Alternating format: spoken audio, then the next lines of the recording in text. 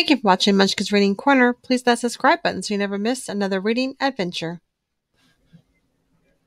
Today I'll be reading The Berenstain Bears Forget Their Manners by Stan Jan Berenstain. If you have this book, go and grab it so you can follow along. There was trouble in the big tree house on a sunny dirt road deep in bear country. Trouble with manners. The Bears family's trouble with manners was that they forgot them. At first, it was just an occasional please or thank you that was forgotten. Then there was a rude push without an excuse me. Then a reach across the table instead of a please past the broccoli. Mama Bear wasn't quite sure how or why it happened, but she was sure of one thing. Whatever the reason, the Bear family had become a pushing, shoving, name-calling, ill-mannered mess. At the table, it was even worse. They were grabbing, mouth-stuffing, food-fighting,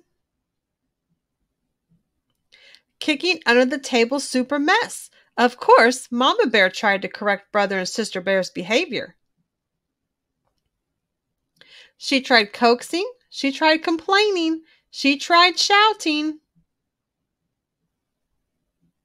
She tried going to Papa for help, though it sometimes seemed to Mama that he was part of the problem. Papa banged on the table and shouted as only he could shout, but nothing really seemed to do any good. Mama didn't like what was happening to her family, not one bit. Something had to be done. But what? The best way to fight bad habits, she thought, was with good habits. She thought of a plan. She got a big piece of cardboard and a marker.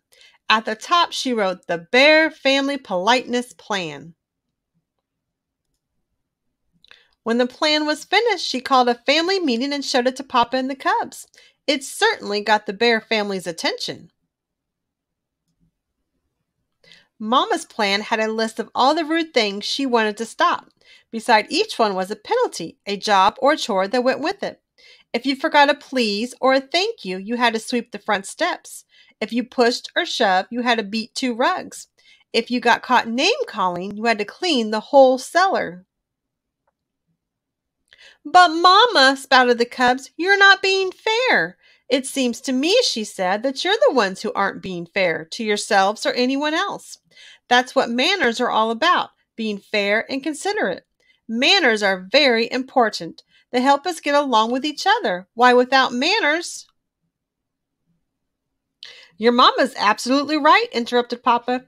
Thank you, Papa, for your comment, but interrupting is number 3 on the rude list, and the penalty is dusting the downstairs, Mama said, and handed him the feather duster. Said Brother, this looks serious. I think we better come up with a plan of our own, or we're going to do a lot of extra chores. What sort of plan? Asked Sister. Well, he said, instead of just being polite, we'll be super polite. We'll please and thank you so much that Mama will get fed up and call the whole thing off. Yes, said Sister, we'll be so polite she won't be able to stand it. They put their plan into action. They were super polite. On the stairs, after you, Sister dear. Thank you, dear brother. In the hall, excuse me, brother dear. Why, certainly, my dear sister. Waiting for the bathroom. Terribly sorry to have kept you waiting. Think nothing of it, my dear. But it didn't work the way they expected. Mama didn't get fed up at all. And after a while, Brother and Sister forgot about being super polite and were just polite. At the table, pass the honey, please. Certainly. In their room. Would you like me to help you pick up your toys? Thank you very much.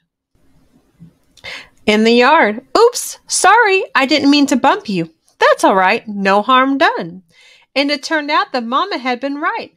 Things did go more smoothly. Once they got into the good manners habit, they didn't even have to think about it.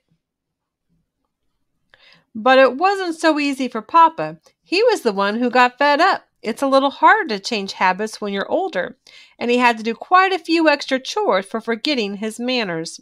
I'm glad to get out of the house away from the politeness plan, he said as they drove the family along the highway on a trip to the supermarket.